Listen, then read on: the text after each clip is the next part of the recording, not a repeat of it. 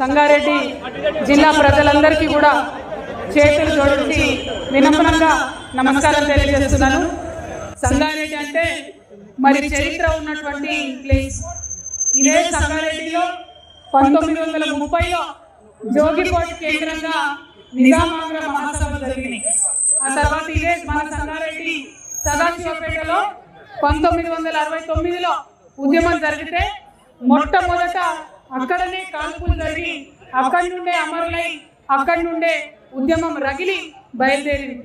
ఇది కొత్త చరిత్ర, కానీ ఇంకా పాత చరిత్ర. ఈ సంగారెడ్డి పక్కనే కొండాపూర్ అని ఉంటుంది. ఆ కొండాపూర్లో వందల సంవత్సరాల తెలంగాణ చరిత్ర ఉన్నటువంటి నేల ఈ సంగారెడ్డి. మామూలు నేల కాదు. కానీ సంగారెడ్డిలో ప్రతి ఒక్కరూ గర్వంగా కాలర్ ఎగరేసుకొని చెప్పుకోవాలి. ముఖ్యంగా సంగారెడ్డి యూత్ కి, మహిళలకు నేను విజ్ఞప్తి చేస్తున్నా, మీకు మన ప్లేస్ యొక్క హిస్టరీ తెలవాలి. చరిత్ర తెలుసుకున్నోడే భవిష్యత్తును నిర్మించగలుగుతాడని చెప్తారు. చరిత్ర ఏంటంటే అప్పుడు ఆంధ్ర ఉద్యమం జరుగుతున్నప్పుడు, మనం ప్రత్యేక తెలంగాణ ఉద్యమం జరుగుతున్నప్పుడు అందరూ మన నాన్నలు ఈ తెలంగాణ ఎడికెళ్ళి వచ్చింది, అసలు తెలంగాణ పేరు ఎక్కడుంది అని అడిగితే ఆనాడు తెలంగాణ జాగృతి చరిత్రకారులందరినీ పట్టుకొని వెతికి ఇదే మన సంగారెడ్డిలో తెల్లాపూర్ ప్రాంతంలో మొట్టమొదటిసారి చరిత్రలో తెలంగాణ పదంతోనున్న శిలా శాసనాన్ని పట్టుకొని ఒక గుడి ఎట్లా కడతారో అట్లా ఆ శాసనానికి ఒక మండపం కట్టి ఇదిరా మా తెలంగాణ చరిత్ర అని సగర్వంగా అందరికీ కూడా చెప్పుకున్నాం. అందుకే అంటున్నా, సంగారెడ్డి అంటే ఆసామాసి కాదు.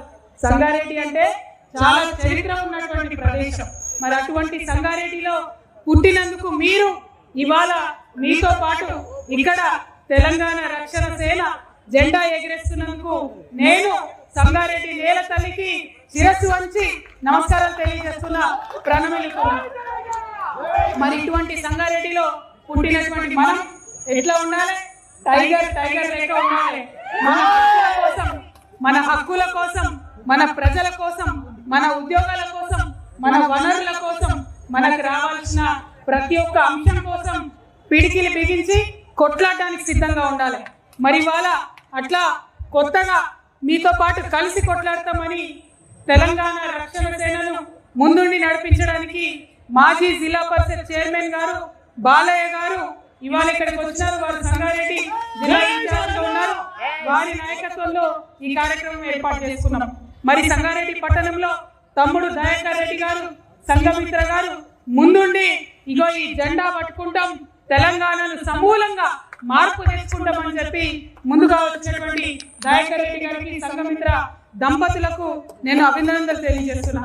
అట్లానే మా శ్రీనివాస్ రెడ్డి అన్న, ఆయన వచ్చి సంగారెడ్డిలో నేను ఖచ్చితంగా బలోపేతం చేస్తా పార్టీని అని చెప్పి వచ్చిన శ్రీనివాస్ రెడ్డి గారికి, ముందు నుండి తెలంగాణ జాగృతిలో ఉన్న మా శివశంకర్ పాటిల్ గారికి, అదేవిధంగా మా మురళీకృష్ణ అన్న గారికి, కరుణాకర్ గారికి, మరి నారాయణ ఖేడ్ నుండి వచ్చినటువంటి మా మల్శెట్టి బాపు గారికి, మా తమ్ముడు గణేష్ గారికి, నర్సాపూర్ గణేష్ గారికి, మేదక్ నుండి చేరినటువంటి బట్టి అజయ్ గారు, వారి సతీమణి గారు స్వాతి గారికి, అట్లానే అరవింద్ రెడ్డి గారికి, సుధాకర్ గారికి, అనేక మంది నవీన్ గారికి, అరుణ్ గారికి, అనేక మంది నాయకులు కార్యకర్తలు ఉన్నారు. వారందరికీ కూడా హృదయపూర్వకంగా నమస్కారాలు, అభినందనలు తెలియజేస్తున్నా.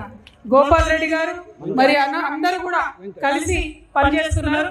మీ అందరినీ నేను కోరేది ఒకటే, ఇవాళ తెలంగాణలో రకరకాల పార్టీలు ఉన్నాయి. బీజేపీ ఉంది, కాంగ్రెస్ ఉంది, భారత రాష్ట్ర సమితి ఉన్నది. మరి ఇంకో కొత్త పార్టీ ఏమవసరమని మీరు వెళ్ళినప్పుడు ప్రజలు మిమ్మల్ని అడుగుతారు.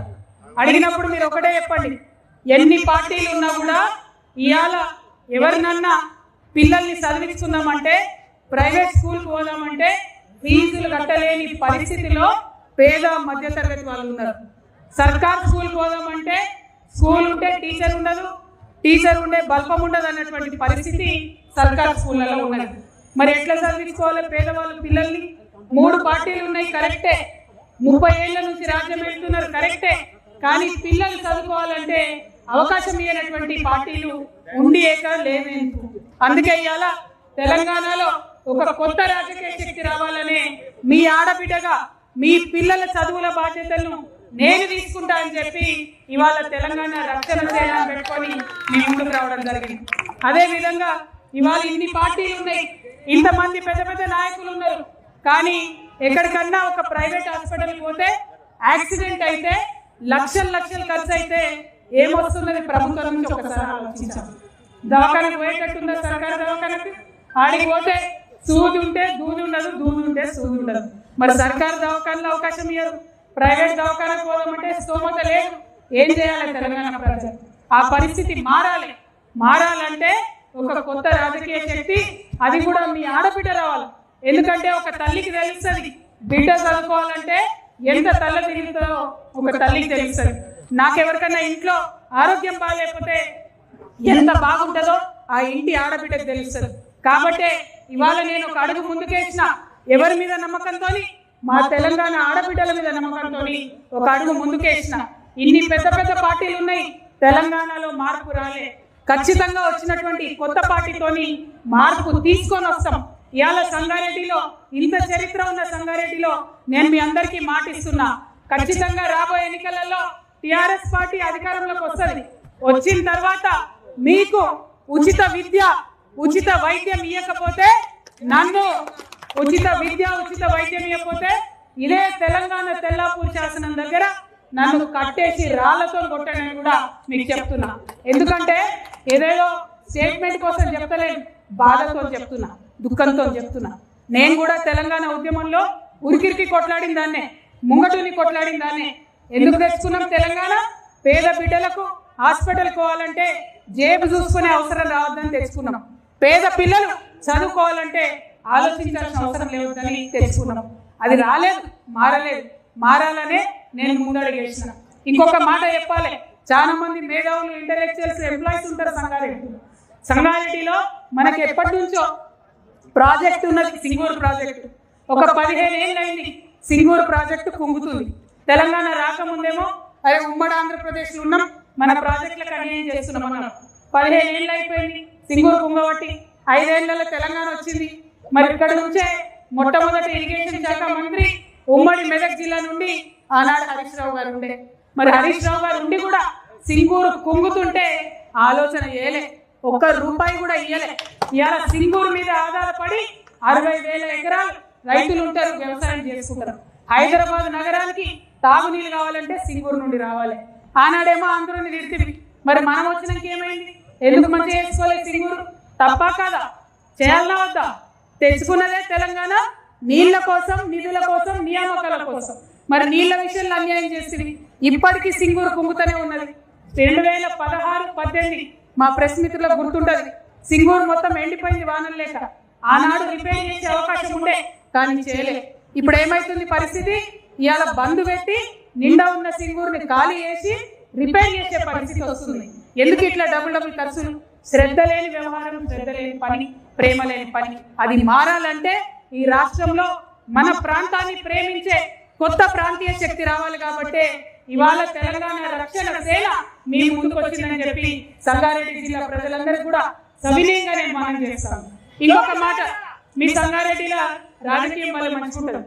ఆడ జగ్గారెడ్డి సాబ్ ఉంటాడు, ఇటు రఘునందన్ రావు ఉంటాడు, అట చింత ప్రభాకర్ గారు ఉంటారు, ఈ పక్క దామోదర్ రాజనరసింహ గారు ఉంటారు, ఆ పక్క హరీష్ రావు ఉంటారు. చూడడానికి వీళ్ళందరూ వేరే వేరే పార్టీలలో ఉంటారు, కానీ మొత్తం అంతా మ్యాచ్ ఫిక్సింగ్, కంప్లీట్ కలిసి ఉంటారు అందరు.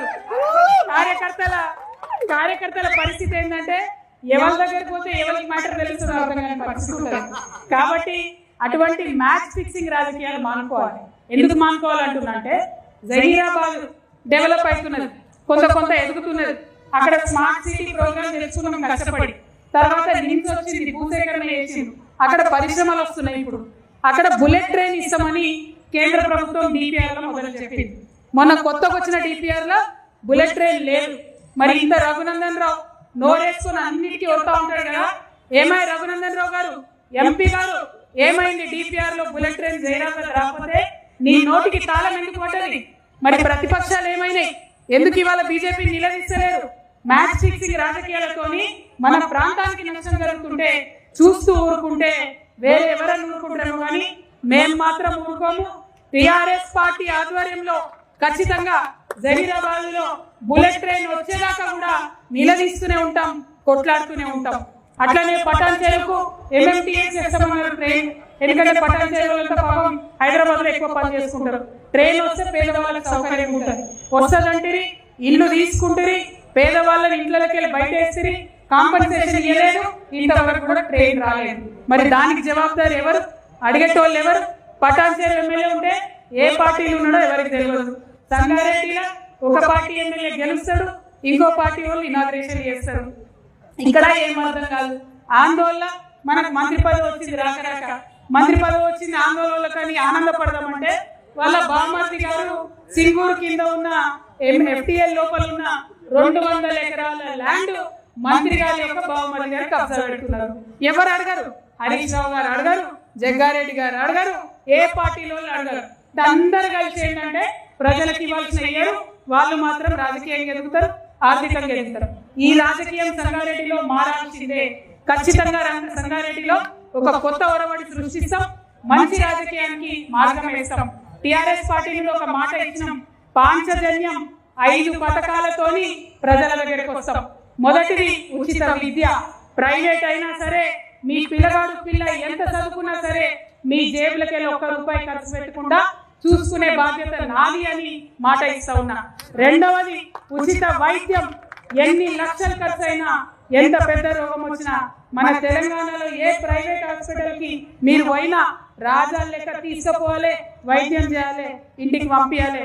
మాట ఇస్తా ఉన్నాం, ఉచిత వైద్యం ఖచ్చితంగా ఇస్తాం. ఇక మూడవది వ్యవసాయం. ఇలా రైతన్నలు కల్లాల దగ్గర రైతులు కష్టాలు పడుతుంటే, గుండె ఆగిపోతుంటే అడిగేటటువంటి గుండె ధైర్యం ఏ ఒక్క నాయకుడు కూడా లేదు. చాలా ఇబ్బందులు పడుతున్న రైతులు, వారి ఇబ్బందులను తీర్చే విధంగా ముందుండి టిఆర్ఎస్ పార్టీ నాయకులను కొట్లాడతాం.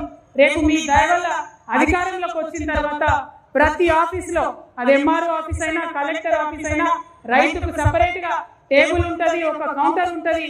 అక్కడ పోయి సార్ మా వడ్లు కొంటలేదంటే జవాబుదారిగా ఉండేటటువంటి ప్రభుత్వం నడుస్తుందని కూడా మీకు తెలియజేస్తా ఉన్నా.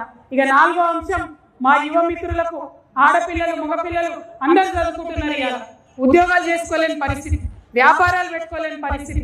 మేము అధికారంలోకి రాగానే 4 లక్షల ఉద్యోగాలు ఒకటే నోటిఫికేషన్ మొదటి సంవత్సరమే ఇస్తామని హ్యాపీగా తెలియజేస్తున్నాం. అదేవిధంగా వ్యాపారాలు చేసుకోవాలనే పిల్లలకి 2 లక్షల నుంచి 20 కోట్ల వరకు కూడా బ్యాంకులతో సంబంధం లేకుండా డైరెక్ట్ గా రుణం ప్రభుత్వం ఇస్తుంది. మీరు పెట్టుకునే వ్యాపారాలకు వెన్నుదన్నుగా మేము నిలుస్తామని సందర్భంగా తెలియజేస్తున్నాం. 5వది ఆఖరిది అతి ముఖ్యమైనది, సామాజిక న్యాయ తెలంగాణ సాధించాలి. ఇవాళ తెలంగాణ వస్తే సబ్బండ వర్గాలకు అధికారం వస్తుంది అనుకున్నాం.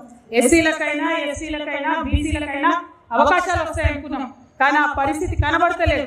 కాబట్టి ఖచ్చితంగా ఇవాళ మా రాజకీయ పార్టీలో పదవులు చూసుకుంటే ఎస్సీ, ఎస్టీ, బీసీలకే పెద్ద పీట మేము వేస్తాం. రేపటి నాడు మా ప్రభుత్వంలో కూడా అన్ని వర్గాలను కలిపి గౌరవ మర్యాదలు ఉండేలాగా, పదవుల్లో ప్రాధాన్యత దక్కేలాగా ప్రయత్నం చేస్తామని చెప్పి మీ అందరికి కూడా నేను మాట ఇస్తా ఉన్నాను. మళ్ళీ ఒకటే మాట చెప్తున్నా, సంగారెడ్డిలో ఉన్న మ్యాచ్ ఫిక్సింగ్ రాజకీయం పోవాలి, మన పటాన్ చెరువులో ఉన్న పొల్యూషన్ పోవాలి, జహీరాబాద్ లో ఉద్యోగాలు రావాలి, కానీ పొల్యూషన్ రాకూడదు, మంచి అవకాశాలు వచ్చే విధంగా ప్రయత్నం చేయాలి. మరి మాకు ఇక్కడ ఉన్న ఇవాళ కండువా వేసుకున్న టిఆర్ఎస్ నాయకులు అందరూ కూడా మొదటి జెండాతో మొదలు పెట్టినాం, మొదటి అడిగేసినాం. చాలా పెద్ద ఎత్తున మరి ఆ చౌరస్తా, సంగారెడ్డి చౌరస్తా నుండి ఇక్కడి వరకు ఊరేగింపుగా నన్ను తీసుకొని వచ్చిన యువ మిత్రులకు, బతుకమ్మలు ఎత్తుకొని వచ్చిన మా ఆడబిడ్డలకు, మా బంజారా అక్క చెల్లెలు ఎండలో కూడా వెన్నెల ఉన్నట్టు నాట్యం చేసుకుంటూ తీసుకొని వచ్చిరు. వారికి అందరికీ కూడా హృదయపూర్వకంగా ధన్యవాదాలు తెలియజేస్తూ, ఇది ఒక్క అడుగుతోని ప్రారంభమైంది. సంగారెడ్డి అంతటా విస్తరిస్తాం, జిల్లా జిల్లాలో జెండా ఎగిరేస్తాం, వచ్చే ఎన్నికల్లో అధికారాన్ని సాధిస్తాం, ప్రజల సేవలో నిమగ్నమవుతామని తెలియజేస్తూ మీ అందరి దగ్గర సెలవు తీసుకుంటున్నా. Thank you. జై తెలంగాణ, జై తెలంగాణ, జై తెలంగాణ అన్నప్పుడు జై తెలంగాణకో నాకు మీకు లొల్లైతుంది. ముఖ్యంగా మా ఆడబిడ్డలకి చేయత్తాలి ఒకసారి. జై తెలంగాణ, జై తెలంగాణ, జై తెలంగాణ.